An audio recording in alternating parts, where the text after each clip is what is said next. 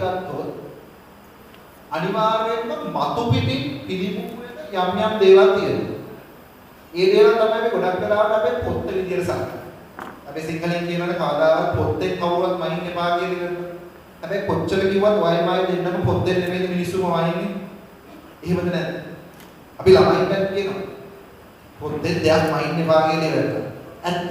හැබැයි අපි හැමෝම අනිවාර්යයෙන්ම පොත්තේ මිනිස්සුන්ව මයින්නවා නැතුව නෙමෙයි. නිකන් කල්පනා කරලා බලන්න ඔයගොල්ලෝ ඔක්කොම අද මෙතනට සාරිය අඳගෙන ආවේ නැත්තම් මිනිස්සු මොන විදියටද ඔයගොල්ලෝ දිහා බලන්නේ? දැන් ඔය විදියට පොඩ්ඩේ දාගෙන කරලා වැදගත් විදියට දාවේ නැත්තම් මට දාන්න පොඩ්ඩයක් නැහැ නිකන් ඕල් කරලා ඉවරලා මොන හරි විදියට ආවනම් ඕගොල්ලෝ කොහොමද ඒ පුද්ගලයා දිහා බලන්නේ? ඉතින් මේ පොත්ත එක පැත්තක්. හරි. ඇත්තටම මගේ බලාපොරොත්තුව අද පොත්ත පැත්තට යන්න නෙමෙයි. ගොඩක් දුරට පොත්තෙන් ඔබට ගිහින් ඉවරලා ඒ මතුපිට පෘෂ්ඨයෙන් යට තියෙන දේවල් කීපයක් ගැන කතා කරනවා.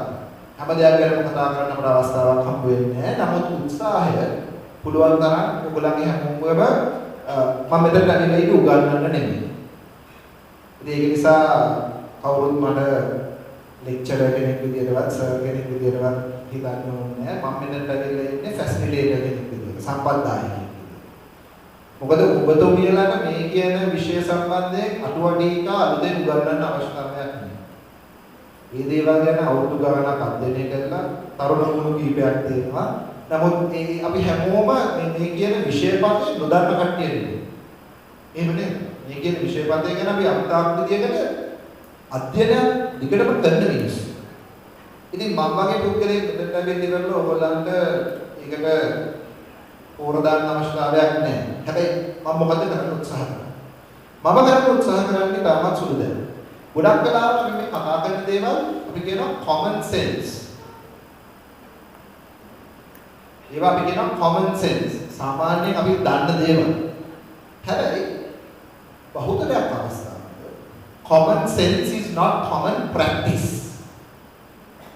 ඉතින් අපි උත්සාහ කරන්නේ ඊළඟ පැය තුනක වගේ කාලයකදී යම් දේවල් ටික එක තැනකට යොමු කරලා ඉවර වෙලා කොහොමද මේ දේවල් අපේ ජීවිතයට පුද්ගලිකව අදාළ කරගන්නේ කියන කතිකාවට යොමු වෙනවා. ඉතින් හොඳට මතක තියාගන්න මම කිසිම අවස්ථාවක බලාපොරොත්තු වෙන්නේ ඔබතුමියනව සහ ඔබතුමාලා කීප දෙනා එක මට්ටමකට ගේන්න කියන බලාපොරොත්තු වෙන්නේ මම මේ සෙෂන් එක කරන්නේ. මොකද අපි හැමෝම මේ කියන ගමනේ මට්ටම්වල ඉන්නේ. මට්ටම් වල ඉන්නේ. සමහර කට්ටිය ඉන්න පුළුවන්, සමහර කට්ටිය ඉන්න පුළුවන්, මෙතන ඉන්න පුළුවන්, මෙහෙම එක මට්ටම් වල ඉන්නේ. මගේ උත්සාහය මේ පැය ගන්න අවසානයේදී අපි යම් මට්ටමක ඉන්නවා නම් ඒ ඉන්න මට්ටමෙන් යම්තා උඩට ඔබතුමියලා ගෙනියන්න පුළුවන් නම් මම හිතනවා මම අද සාර්ථකයි. ඉතින් ඒක නිසා අපි ගොඩක් වෙලාවට කතිකාවල දෙමු වෙනවා කරුණාකරලා තමන්ගේ අදහස් විවෘතව ප්‍රකාශ කරන්න. අපි කතාව පුංචි තැනකින් අප හැමෝටම කොලයක් පැනක් තියෙනවා. ගන්න පුළුවන්.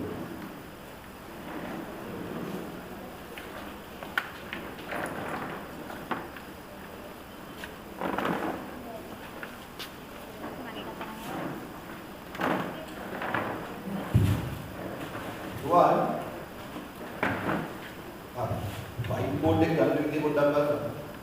white board එක ගන්න. හරි. ඔබතුමියලා සාමාන්‍යයෙන් කොහොමද සටහන් ගන්නෙ? සාමාන්‍ය ජීවිතේ. සාමාන්‍ය ජීවිතේ සටහන් ගන්නෙ කොහොමද?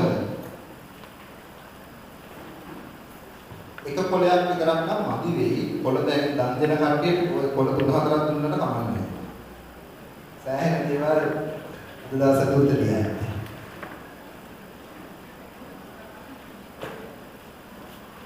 right. මම කැමති ඔයගොල්ලන්ට ආරාධනා කරන්න කී දෙනෙක් mind maps ක්‍රමයට සටහන් ගන්න පුරුදු වෙලා තියෙනවද? කවුරු හරි පාවිච්චි කරනවද? මේ audience mind maps. මනෝසිරියල් කියලා සිංහලෙන් ට්‍රාන්ස්ලේට් කරන්න ඕනේ.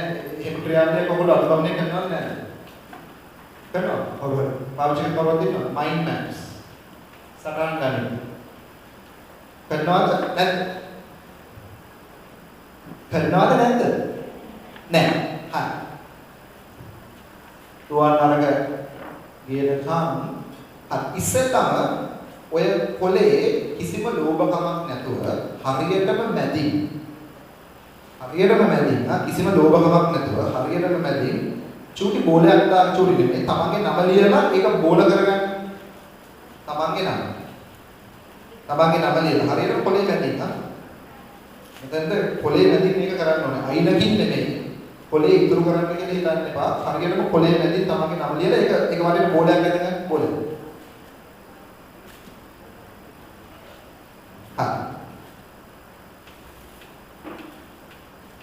නම ලියලා මැදට කරන්නේ ඕලේ ඇතුලේ තමයි නම ලියන්නේ. රුවන් එක මැදට කොහොමද? ලියන්න මං ගාව මෙහෙම තියෙනවා. මකන්න කොලයක් කියලා ගන්න කාගේ හරියට ටිෂු එකක් ගන්න පිටිපස්ස ටිෂුස් එක.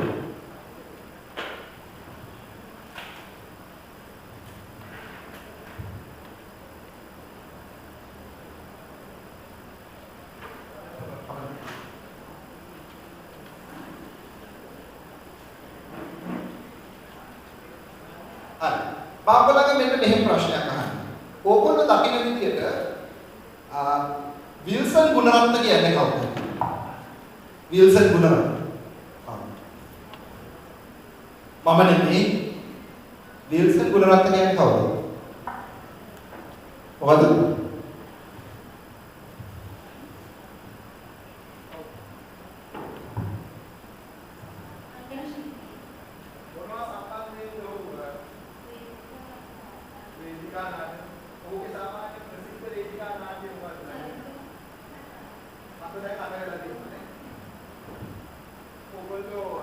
යන්නේ මම දැන් රත්න පොලේ තිබ්බද කියන දේවල් චරිත 7ක් ඉස්සර දැන් චරිත 8ක් කියන දේවල් නාට්‍යයක් කරන මිනිස්සෙක් තමයි විල්සන් ගුණරත්න කියන්නේ.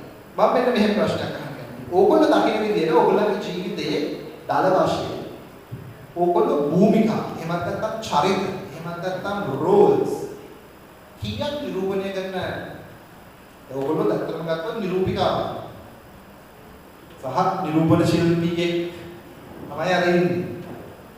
කොච්චර චරිත ඔයගොල්ලෝ හිතන විදිහට තමන්ගේ ජීවිතේ නිරූපණය කරනවා ඇද්ද? දැන් මට ඒ කතාව කියන්න බෑ. ගොඩක් ටික චුට්ටක් මම අහන්නේ කොච්චරක්ද මට නම්බරයක්. දල වශයෙන් හරි නම්බරයක්. ඔයගොල්ලෝ පිළිගන්නවද ඔයගොල්ලෝ ජීවිත චරිත නිරූපණය කරනවා කියලා විවිධ චරිත? එහෙම නම් වැඩ හිතන විදිහට චරිත කියන්නේ නිරූපණය කරනවා. 10. කී දෙනෙක් විශ්වාස කරනවද 10ක් විතර කියලා? මට උසම බලන්න.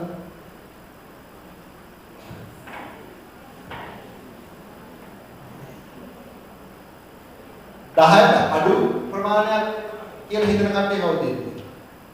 අතොත් ලැජ්ජ වෙන්න එපා මේ අනිත් අර ගෲප් තින්කින් ඇති කරගන්න එපා. අනිත් එක්කෙනා උසම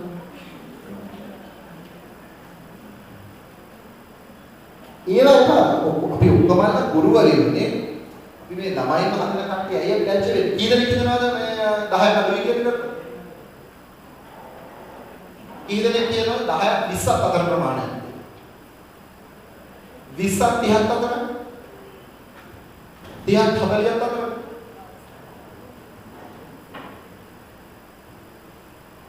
හතලිහෙම වැඩි ගුණරත්න මහත්මයාට මෙහෙට ඇවිල්ලා ඔබතුමියට කතා කරන්න කිව්වනම් මම හිතන්නේ අලුත් නාට්‍යයක් පටන් ගන්න පුළුවන්. හරි. අපි කතාව දෙලින් මතක් කරමු. දැන් ගත්තොත් මගේ නම ප්‍රියාංක. ප්‍රියාංක කියන චරිතය ගත්තොත් දැන් මම මෙතන ටිකක් හරියෙන් ලියන්නම්. ඔයන් කියනවා මම මෙහෙම ලිව්වොත් දුර වැඩිද? පේනද? ඔයන් මේ අනිත් පැත්තට හරවමු.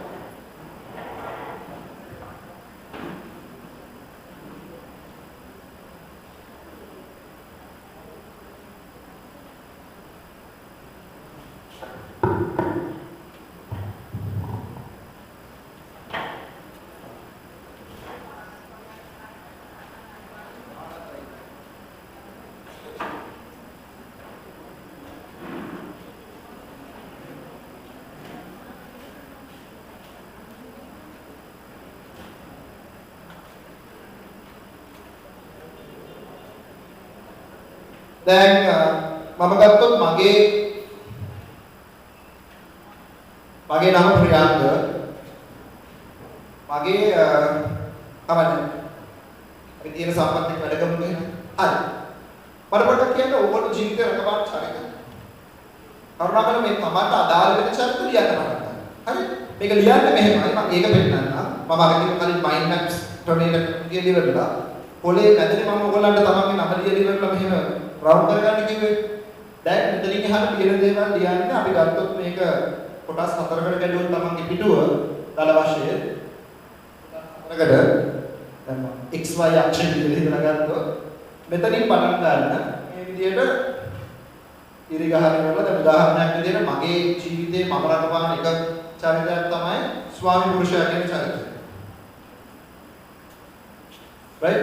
ඒක මගේ ජීවිතේ එක චරිතය. ඒ වගේම තමයි තාත්තා කියන චරිතය. ඒ වගේම මගේ දෙමාපියන්ගේ මගේ මව මාත් එක්ක තාම ජීවිත කරගෙන ඉන්නවා. තාත්තා නැහැ. එතකොට පුතා කියන චරිතය ඒක තාත්තා චරිතය.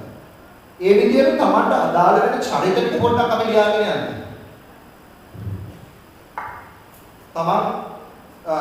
තමන්ට අදාළ වෙන චරිත.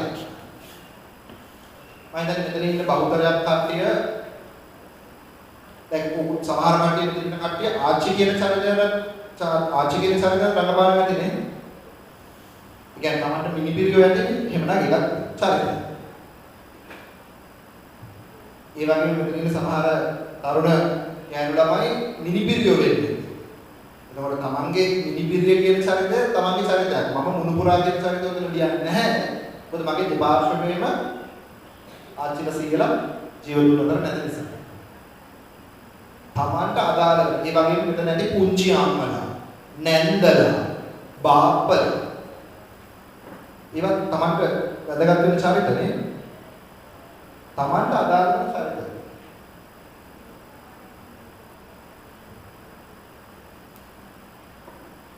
So whatever the roles, I'll mix it up. Whatever the roles that's relevant to you in your life.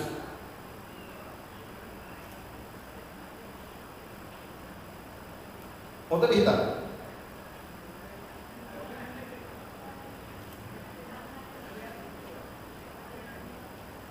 මම මෙච්චරලා කතා කරේ තමන්ගේ පුද්ගලික ජීවිතේට අදාළව. තමන්ගේ පුද්ගලික ජීවිතේට අදාළව ගත්තොත් තව ගොඩක් ඒවාගේ චරිත තියෙනවා නේ. මාමා කෙනෙක් වෙන්න පුළුවන්, නැත්නම් කෙනෙක් වෙන්න පුළුවන්, පුංචි අම්මා කෙනෙක් වෙන්න පුළුවන්, ලොකු තාත්තා කෙනෙක් වෙන්න පුළුවන්, බාප්පා කෙනෙක් වෙන්න පුළුවන්. එදිනෙක එහාට ගියාම ඥාති සොහියුරියක් කියන චරිතයක් ඔයගොල්ලන්ට තියෙනවා. සොහියුරා සොහියුරිය කියන චරිතය තමන්ට තියෙනවා. තව කාගේ හරි තමන්ට ළමයි ඉන්නවා නම් නැන්දම්මා කියන චරිතය සමහර දෙනෙක් මේවා කරන්න ඇති. ඔය ගොඩ දෙනෙක් ලේඩි කියන චරිතය රඟපාන ඇති ජීවිතේදී. නෑදෑයෝ විදියට බෑනා කියන චරිතය. ඔය nephews, niece ඔය කියන චරිත හැමදාම තමන්ගේ ජීවිතේට වැදගත් නේ. ඉතින් පුළුවන් තරම් තමන්ට අදාළ වෙන චරිත කල්පනා කරලා සටහන් කරගන්න උත්සාහ කරන්න. අපි රැකියාවත් එක්ක ගන්නවා. මෙතන මම දකිනවා කීප දෙනෙක්ම දැන් කන්දර හැමෝම ලියන චරිතයක් තමයි ගුරුතුමිය කියන චරිතය. ගුරුතුමිය කියන චරිතයට අමතරව මම දකින විදිහට ඔයගොල්ලන්ට තව චරිතයක් තියෙනවා. මෙතන ඉන්න මම අහපු විදිහට මෙතන ඉන්න බහුතරයක් කට්ටිය තමන්ගේ කියලා ඒ පූර්ව ළමාවිය සංවර්ධන ඒ වැඩසටහන් මේවා කරන්නේ ඒ පෙරපාසල් මේවා කරන අයිති කට්ටියනේ. ඒක තව චරිතයක්. ඒ ගුරුතුමිය කියන චරිතයට අමතරව තමන්ට තව රෝල් එකක් තියෙනවා. ඒ අපි මේ මොකක් හරි මොන්ටිසෝරි එක හරි ඒ ආයතනයේ පාරිකාවක් වශයෙන් අපිට තියෙනවානේ රෝල් එක. මැනේජ්මන්ට් එකක්. කරුණාකර ඒක නඳුනගන්න. ඒක තමයි. ඊට අමතරව තමන් මේක තනියෙන් නෙමෙයි නම් කරන්නේ. තමන්ගේ ඒ ආයතනයේ තවත් කණ්ඩායමක් එක්ක නම් කරන්නේ. ඒ කණ්ඩායමේ සමාජිකයෙක් බවට පත්වීමත් තමරෝ.